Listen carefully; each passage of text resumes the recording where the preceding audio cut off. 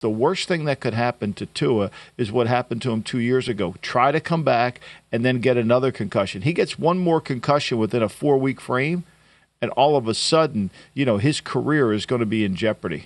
Wild game last night in several different ways. Bills end up covering the +2.5 against the Dolphins in a battle for the lead in the AFC East. So congrats to all who cashed those Bills tickets. The total, man, if you were holding an under ticket, I wouldn't blame you if you were shaking on the edge of your seat. It looked cooked. That game had 34 total points through the first half, but ended up not going over the 48 for the game. So maybe a bad beat there if you had the over ticket, but Bills +2.5 and the under cash. Of course, the biggest storyline of the game here, though, is Tua Tagovailoa leaving the game in the third quarter with a concussion. It's his fourth known concussion. So, Michael, what were your reactions to seeing that? Well, I mean, the game, as the game was going on, it was Miami playing the way they played against Jacksonville. They were fortunate to beat Jacksonville. They didn't play well. They looked sloppy. They didn't look well coached on either side of the ball against Jacksonville. That continued into week 2 on a short week.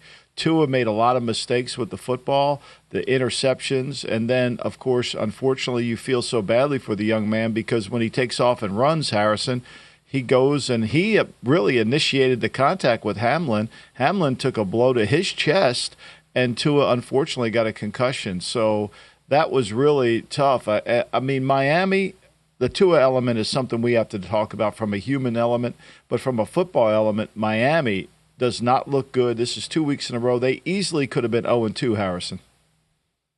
Yeah, I think I was like most football fans last night, bemoaning how poor the offense was majority of the time for the Miami Dolphins. And then it really touched your human side when you saw Tua go down like that. It was really unfortunate to see there. And I forgot what else happened in the game. I forgot, anything that happened in that first half. And my thought was Tua and how he went down like that, especially when you consider the history of him having concussions. And so for me, obviously the impact on Tua and potentially not being there for a while is something that we'll get to. But my immediate thought was, man, this football player's career is definitely at this point in doubt. And it's unfortunate considering all the concussion history that he's already gone through. Yeah, really scary situation. You could see him going into that fencing or posturing position onto the field. And immediately you saw Mike McDaniel's face. It kind of looked like he was thinking about the future. He was projecting out into the future about what this meant for Tua. He felt a lot of worry for his quarterback. You even saw him grab him, kind of kiss the top of his head as he left the field and went into the locker room. But after the game, here's Mike McDaniel with an update on Tua's condition. For me, I'm not worried about anything that's out of my hands in terms of I'm just worried about the human being, and he'll drive the ship when we get the appropriate information. But it's day by day health is what I've really try to approach all the stuff that way, particularly with concussion.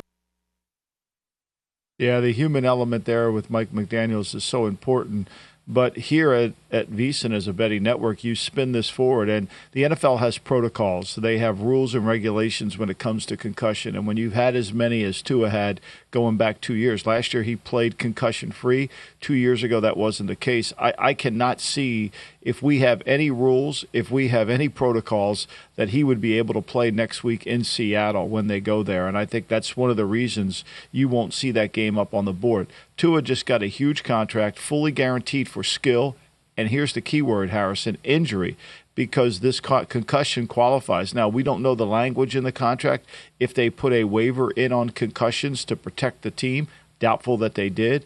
But what he needs to do is get healthy, because the worst thing that could happen to Tua is what happened to him 2 years ago. Try to come back and then get another concussion. He gets one more concussion within a 4-week frame, and all of a sudden, his career is going to be in jeopardy. Yeah, I feel bad for him because he took some steps in order to protect himself going into that 2023 season. He was learning how to slide better. At least that's what he told the media. He was also, I think he was taking Taekwondo or some type of mixed martial arts. He put on extra weight to be able to take some of these blows. And you still have an instance like last night. I think it's just a cruel reminder that You could have the strongest athletes in the world. You could have the most agile athletes in the world. You're still susceptible to having violent collisions. And that's exactly what happened last night, Michael. And I'm worried now, not just if he has another concussion within the next 4-week span, but what happens if he just has another concussion in general? Now, outside of the physical health, there's also the mental health aspect, I would imagine, Michael, for any player who's going through that many number of concussions and specifically playing a position like the quarterback, where, let's keep it real, you're going to get hit. Yeah. And look, let's be clear. The Miami Dolphins and Chris Greer, their general manager, has done a really the only word to describe it is a poor job in building this offensive line. They are truly a Madden team. They've got incredible skill. We saw Achane be explosive, but when you're counting on Armstead to be your left tackle, he was in and out of the game, never stays healthy. The guards are hurt. They've lost linemen. They've done nothing to beef up this offensive line at all. It's not a good line. They've gotten away with it because he gets rid of the football so quickly. But there's been no priority put on offensive linemen in Miami. It's all been about skill. It's all been about that. And if we have any rules in the league, if the league believes that concussions are something that we should take seriously. Now, we know Denzel Ward, he's had 5 of them, and he's going to continue to play. I think that's risky. But for Tua and the quarterback, Harrison, as you said, you can't risk this. They've got to be very careful. They have to be overcautious. That's why the backup quarterback position, Harrison, is so important on Miami. We have seen some players out here, Michael, wearing the Guardian cap. What have you been hearing about the Guardian cap in terms of players maybe being more willing to use it? And I wonder what the initial reviews have been in terms of helping protect head injuries, potentially like we saw last night. Yeah, I would think every quarterback in the league would wear the Guardian cap. I mean, it makes sense for them to wear it, right? Look, here's the real issue. I mean, Tua went head first in to get that first down. He was trying to offset a bad game and make a play. He's got to be more careful. I think he's got to be more self-aware. Look, it's tragic that he got another concussion. I get that. I understand that. But you got to protect yourself in this game. And when you're playing at that speed and the game's going like that, slide. Don't go head first. I know you want to get the first down. I know it's important. I know that's an instinct that comes into that. But I think you got to learn to slide, and you got to protect yourself, especially when you've been prone to this. Look, we saw him this summer, and I know he thought like he had a great off season, but I thought he looked too small, Grace. I thought he looked like he lost too much weight to handle the bulk. I don't know if that really matters, the way he tried to went in on the tackle. But look, I think there's definitely, if he plays in Seattle, then we really don't have a concussion protocol. We just have a joke. Yeah, I would definitely refer to it that way. It's interesting. You can put all this effort into the jiu-jitsu training that he did and put on the weight. But at the end of the day, it comes down to decision making. And we know, like you said, he was trying to offset a poor game. The 3 interceptions, were really all bad. But it kind of spinning it forward, those interceptions kind of revealed a lack of wide receiver depth. You mentioned the O-line injuries as well, but the Bills defense was forcing the ball away from Waddle and Tyreek. All 3 of those interceptions came on throws to other receivers. 2 of them weren't even on the team in mid-August. That first one hit Grant Dubose in the hands, pops up in the air. Maybe that one was a little bit early thrown by Tua. The second one was a miscommunication with Robbie Chosen, and then the third one obviously was supposed to be a throwaway, but didn't quite get there. So looking ahead, considering how this team was built, how difficult will it be for the backup quarterback, whether it's Skylar Thompson or someone else they bring in?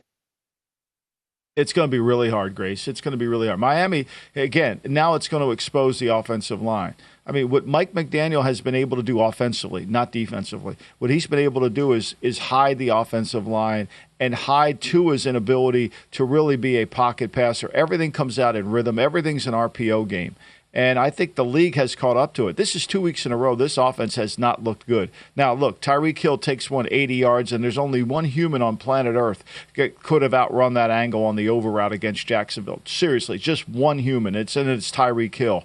So I think, to me, this offense, because they have no power, because they have no toughness. Look, they're 4-10 under Mike McDaniel the second half of the season. So if they don't start fast, they're not going to end fast. This isn't a team that builds up. And it's kind of ironic. Jalen Ramsey complained about Vic Fangio. All the players complained about it being too hard. Everybody said it was too hard. Now they've got what they want. They have this kind of, I don't want to call it a player-friendly atmosphere in Miami on both sides of the ball, but they look like a team that doesn't have any details covered, or really a team that's ready to play and function at a high level. You can't hide it. I mean, Jacksonville gave them the game last week. They should be 0-2. They're fortunate to be 1-1, and now they've got to deal with a backup quarterback going in, which is not going to go very well for them because people are no longer going to be scared of the timing routes. And I think they're going to be able to do exactly what Sean McDermott did, take away the two receivers, force the ball somewhere else. I think it's a hard game. And then we didn't even get into Anthony Weaver's inability to – I mean, if I would have told you, Grace, yesterday morning that Josh Allen's going to throw for 139 attempts and really not even participate in the game, you would have said, well, Miami wins easy, right? Thanks for watching, but don't let the betting insights end here. If you want an extra edge this football season, you can get a month of VSiN Pro right now absolutely free. That means access to our betting insights, analysis, and tools like our betting splits at zero cost to you. Click the link in the description to sign up.